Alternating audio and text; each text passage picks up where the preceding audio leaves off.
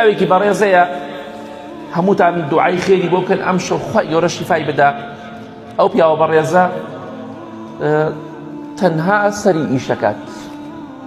یا ربی خوای شیفای بدەی یا رب العالمین، خوای شیفای بدەم لەم شەو پیرۆزانە یا ربی خوا دوعا دەکەین خوای شیفای بدەی. بۆ باسی دەکەم دوعای خێری بۆ بکەین و بە خۆشمان نابچینەوە. من کاتێک ئەچم بەلای پیاوە بەڕێزە زۆر دەستەکەم بە گریان، ئەمەندە سپاسی خوا ئەکا وەڵڵی پەنجەکانیشی ناجوڵێ، یەک پەنجەی دوو پەنجەی تۆزێکە جوڵێ کەم بەس ناتوانێ 15-20 ساڵە بێت دەستی نەبردو بە دەمی. بەس بیبینە سوێن بەخوا هەمومان بەقەد و سپاسی خوا ناکەین. لەگەڵ ئەوشا بەردەوام ئەڵێ کەس لە من باشتر نییە. وەڵڵاهی لەوانەیە هەفتەی دوو جا قورئان ختم بکە بەو حاڵەشەوە. سبحان الله.